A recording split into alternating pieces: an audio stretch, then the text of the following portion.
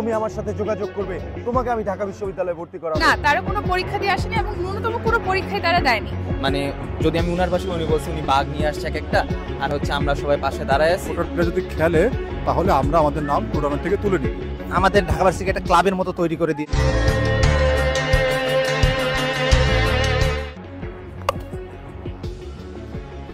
ঢাকা বিশ্ববিদ্যালয়ে বইছে বৈষম্যের দমকা হাওয়া। কি সেই দমকা হাওয়া? ঢাকা বিশ্ববিদ্যালয়, প্রাচ্যের অক্সফোর্ড খ্যাত এই খ্যাতনামা বিশ্ববিদ্যালয়টি বাংলাদেশের ৭১-এর স্বাধীনতা সংগ্রাম, ৫২-র ভাষা আন্দোলন এবং ২৪-এর গণ অভ্যুত্থানের সাক্ষী, কেন্দ্রবিন্দু। অথচ এই বিশ্ববিদ্যালয়টি ভালো নেই। যে বিশ্ববিদ্যালয়টি বাংলার মুক্তির ইতিহাসে একক এবং অনন্য নাম, যে বিশ্ববিদ্যালয়টি দেখায় বৈষম্যহীন সমাজের প্রতিচ্ছবি, বৈষম্যহীন সমাজ কিভাবে গঠন করা যায়, অথচ এই বিশ্ববিদ্যালয়ের ক্রীড়াঙ্গন বৈষম্য দিয়ে ভরে গেছে। বিশেষ করে ক্রিকেটে স্পেশাল কোটার নামে বিকেএসপি কোটা বাদ দিয়েও যে প্লেয়াররা জাতীয় পর্যায়ে ঢুকে প্রবেশ করে বিশ্ববিদ্যালয়ে, তাদের কারণে সারাদিন, সপ্তাহে ৫ থেকে ৬ দিন ল্যাব, ক্লাস, পরীক্ষা, কুইজ করার পরে শিক্ষার্থীরা যে আনন্দের জন্য ইন্টার ডিপার্টমেন্ট ক্রিকেট খেলতে আসে, আন্তঃবিভাগ ক্রিকেট যেটিকে বলে, সেখানেও যেন চলছে অসম এক প্রতিযোগিতা। একটি দলই চ্যাম্পিয়ন হচ্ছে, কিংবা একটি দলেই ৫টি থেকে ৬টি জাতীয় পর্যায়ের প্লেয়ার। আমাদের সম্প্রতি যে সমস্যাটা হচ্ছে সেটা হচ্ছে ঢাকা ভার্সিটির নতুন একটা কোটা সিস্টেম নিয়ে। আমাদের ইউনিভার্সিটিতে বিকেএসপি কোটা আছে, যেখানে ভর্তি পরীক্ষা দিয়ে বিকেএসপি ব্যাকগ্রাউন্ডে কেউ যদি পাস করে সে খেলতে পারে বা সে ভর্তি হতে পারে। কিন্তু গত ২ বছর ধরে নতুন একটা কোটা চালু হয়েছে, যেটার মধ্যে ভর্তি পরীক্ষা লাগে না, যেখান থেকে জাতীয় দলের প্লেয়ারদের নিয়ে এখানে ভর্তি করা হচ্ছে খেলার উদ্দেশ্যে। এখন কথা হচ্ছে, আমাদের ঢাকা ভার্সিটি কিন্তু কোনো স্পোর্টস ক্লাব না, আমাদের এখানে আমরা খেলাধুলা করি এক্সট্রা কারিকুলার হিসাবে। তো এখানে আমাদের বছরে একটা ইন্টার ডিপার্টমেন্ট খেলা হয় বা একটা হল খেলা হয়, সেটাই আমাদের জন্য সবচেয়ে বড় প্রতিযোগিতার মঞ্চ। সেখানে যদি ন্যাশনাল প্লেয়ার এসে খেলাধুলা করে, আমাদের আসলে একটা অসম প্রতিযোগিতা সৃষ্টি হয় এবং এটা আসলে একটা বৈষম্যের মতো। আমরা এই বিষয় নিয়ে অনেকদিন ধরে কথা বলছি, কিন্তু প্রশাসন থেকে কোনো সমাধান পাচ্ছি না। এই কারণে ৫ তারিখে আমাদের ফিক্সচার হওয়ার কথা ছিল আন্তঃ ডিপার্টমেন্ট ক্রিকেট টুর্নামেন্টের জন্য। সেখানে আমরা ৩২টা ডিপার্টমেন্ট আপাতত আমরা ডিক্লারেশন দিয়েছি যে যদি কোটা সিস্টেম থাকে এখন, বা কোটার প্লেয়ার যদি খেলে, তাহলে আমরা আমাদের নাম টুর্নামেন্ট থেকে তুলে নিব। এমন বেশ কিছু ডিপার্টমেন্ট আছে যেসব ডিপার্টমেন্টে শুধুমাত্র জাতীয় পর্যায়ের প্লেয়ারদের ঢুকানো হয়, অন্যান্য ডিপার্টমেন্টে না, এবং যার কারণে এই আন্তঃবিভাগ খেলায় বিন্দু মাত্র ভারসাম্য থাকে না। আমাদের ডিপার্টমেন্ট নিয়ে কোনো ক্ষোভ নেই, জাতীয় পর্যায়ের প্লেয়ার নিয়ে কোনো ক্ষোভ নেই, শিক্ষার্থীদের কাউকে নিয়ে কোনো ক্ষোভ নেই, ক্ষোভ আছে শুধু এই সিস্টেমকে কেন্দ্র করে। যার কারণে ২০২৪ সালের ৫ই ডিসেম্বর যে ফিক্সচার হয়, সেই দিন ৩২টি ডিপার্টমেন্ট সেই ফিক্সচার থেকে তাদের নাম প্রত্যাহার করে নিয়েছে এবং শিক্ষার্থীরা বিদ্বেষ জানিয়েছে, প্রতিবাদ করেছে, সাথে ছিলেন শিক্ষকেরাও। আপনারা জানেন লাস্ট ২ বছর ধরে বিকেএসপি কোটায় বাদেও আমাদের একটা নতুন কোটা চালু হয়েছে, যেটা হলো খেলোয়াড় কোটা।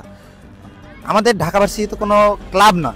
এখানে ঢাকা ভার্সিটিতে আমরা ভালো অনেকেই পরীক্ষা দিয়ে আসি, তার মাঝে অনেকে থাকে যারা বিভিন্ন এজ লেভেল ভালো খেলে এসেছে, আন্ডার-16, আন্ডার-18, এখানেও ভালো খেলে এসেছে। তারাও এখানে ভার্সিটিকে রিপ্রেজেন্ট করার একটা সুযোগ চায়। তারাও নিজেদের ডিপার্টমেন্টে ফার্স্ট ইয়ারে যখন একজন স্টুডেন্ট আসে, সে ভাবে যে নিজের ডিপার্টমেন্টে ভালো খেলে সে ঢাকা ভার্সিটিকে অন্য জায়গায় রিপ্রেজেন্ট করবে। কিন্তু এখন যে পরিস্থিতি সৃষ্টি হয়েছে, যার কারণে তাদের কোনো সুযোগই নেই, তাদের কোনো গ্রাউন্ডই নেই খেলার। এখন দেখা যাচ্ছে যে আমাদের ঢাকা ভার্সিটি একটা ক্লাবের মতো তৈরি করে দিয়েছে, যে যেই একবার কোনো এক সময় ন্যাশনালে খেলেছে, হয়তো আন্ডার-19, অবশ্যই তারা ভালো প্লেয়ার, কিন্তু খেলেছে, তাদেরকে গণহারে ঢুকানো হচ্ছে। প্রতি বছর দেখা যায় ৭০-৮০ জন করে ঢুকতেছে, যার কারণে যারা আগে থেকে খেলোয়াড়ধুলায় জড়িত ছিল তারা মোটিভটা হারাচ্ছে। আবার নতুন যারা আসতেছে তারা তো আগে থেকেই শুনতেছে এই জায়গাগুলো খেলোয়াড় কোটাদের দ্বারা দখল করা, তো ওরা ওই মোটিভটা পাচ্ছে না আমরা যেটা পাইতাম প্রথম ইয়ারে এসে। তো এই জিনিসগুলো আমাদের এখানে একটা মানে বড় ধরনের প্রবলেম ক্রিয়েট করতেছে। আমরা চাচ্ছি যেন একটা সমাধান হোক, আমরা চাই যেন নতুন যারা অনাগত আসুক ওরা একটা গ্রাউন্ড পাক। আমি যেভাবে ফার্স্ট ইয়ারে ইন্টার ডিপার্টমেন্টে ভালো করে ঢাকা ভার্সিটি ক্রিকেট টিমকে প্রতিনিধিত্ব করার সুযোগ পেয়েছিলাম, আমার মতো প্রথম ইয়ারে এসে সকল স্বপ্নবাজরা যেন এই সুযোগটা পায়, এই গ্রাউন্ডটা যেন আমরা করে দিয়ে যেতে পারি, এইটাই আমাদের এখন মূল লক্ষ্য। অথচ কোনো স্পেশাল কোটা ছাড়াই 2017 সালে, 2019 সালে, সম্প্রতি কথা বলছি, ঢাকা বিশ্ববিদ্যালয় চ্যাম্পিয়ন হয়েছিল আন্তঃবিশ্ববিদ্যালয় ক্রিকেট প্রতিযোগিতায়, এবং সেটা বেশ কনভিনসিংলি, জাস্ট উড়িয়ে দিয়ে প্রতিপক্ষকে। হ্যাঁ, তোমার খেলা আমার ভালো লাগছে, হ্যাঁ তোমার আমার পছন্দ হয়েছে, কোনো সমস্যা নেই, তোমার আমি ঢাবিতে টিমে ঢুকাবো, মানে ঢাকা বিশ্ববিদ্যালয়ে ভর্তিও করাবো, সব আমার উপর ছেড়ে দাও।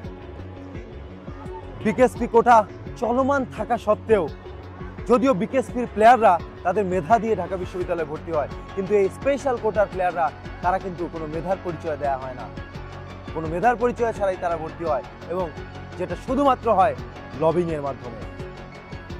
উদাহরণস্বরূপ 2024 সালের আন্তঃবিশ্ববিদ্যালয় ক্রিকেট প্রতিযোগিতায় জাহাঙ্গীরনগরের দ্বিতীয় বর্ষের শিক্ষার্থী জাতীয় পর্যায়ের প্লেয়ার শিবলি সাদিককে ক্রিকেটের যিনি পরিচালক আছেন তিনি মোহাম্মদ শাহাদাত ডেকে বলেছিলেন, তুমি আমার সাথে যোগাযোগ করবে, তোমাকে আমি ঢাকা বিশ্ববিদ্যালয়ে ভর্তি করাবো, এবং পরবর্তীতে তাকে তিনি ঢাকা বিশ্ববিদ্যালয়ে ভর্তি করিয়েছিলেন, এবং তিনি ছিলেন কিন্তু জাহাঙ্গীরনগরের নিয়মিত শিক্ষার্থী, অথচ তিনি ঢাকা বিশ্ববিদ্যালয়ে খেলছেন।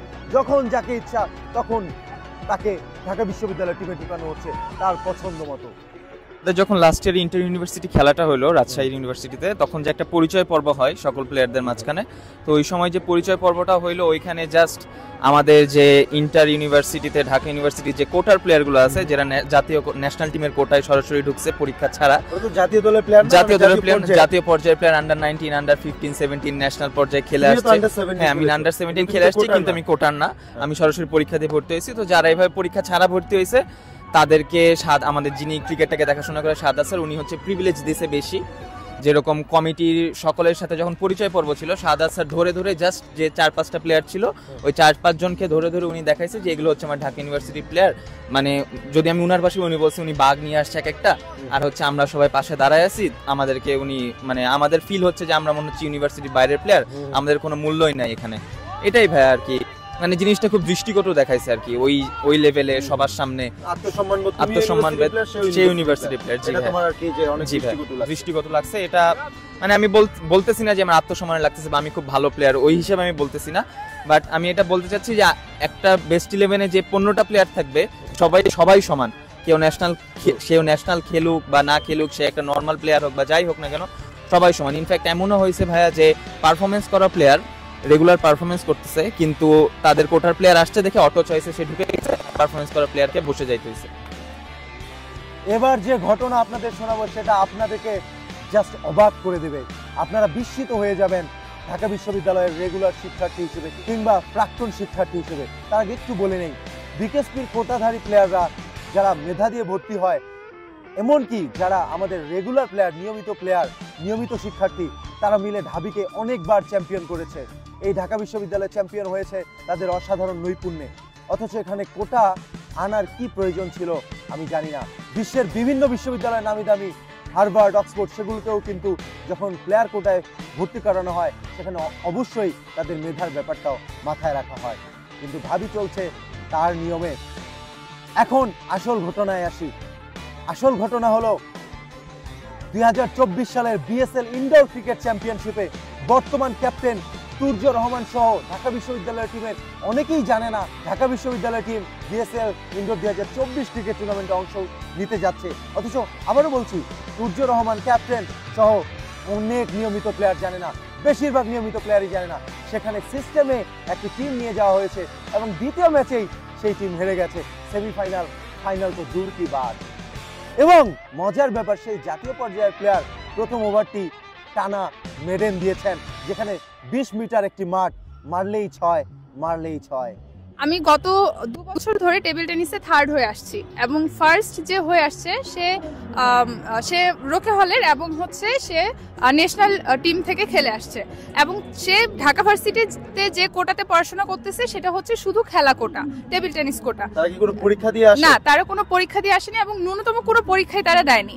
তো আমার সমস্যাটা হচ্ছে যে আমাদেরকে কেন এরকম কারোর সাথে কম্পিট করতে হচ্ছে যে ন্যাশনাল টিমে খেলে আসছে, ন্যাশনাল প্লেয়ার একজন, কিন্তু তারা ন্যূনতম কোনো পরীক্ষা দিয়ে বা মেধার ভিত্তিতে ঢাকা ভার্সিটিতে চান্স পায়নি, বরং হচ্ছে তারা এখানে এসে প্রতিবারই ফার্স্ট পুরস্কার বা যেটাই হোক সবগুলো জায়গায় তারা আমাদের সাথে কম্পিট করে আসছে। এবং যারা বিকেএসপিতে খেলছে তাদের সাথে আমরা কম্পিট করে আসছি, সেখানে আমাদের কোনো আপত্তি নেই, কিন্তু আমাদের আপত্তিটা মূলত এই জায়গায় যে ন্যাশনাল প্লেয়াররা আমাদের সাথে কেন খেলবে, যেখানে তারা মেধার ভিত্তিতে যাতে এই ঢাকা ভার্সিটিতে আসে। ঢাকা বিশ্ববিদ্যালয়ের বর্তমান শিক্ষার্থীরা চায়, ঢাকা বিশ্ববিদ্যালয়ের বর্তমান ক্রিকেটাররা চায় এবং ঢাকা বিশ্ববিদ্যালয়ের শিক্ষকরাও চান এই কোটা প্রথা, স্পেশাল কোটা প্রথা বিলুপ্ত হোক, বিকেএসপি কোটা থাকুক, তারা ন্যূনতম পরীক্ষার মাধ্যমে আসুক তাদের মেধায়, এবং আমরা সবাই খেলায় অংশগ্রহণ করব।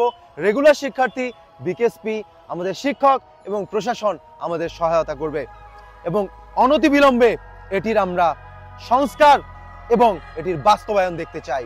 ভালো থাকবেন।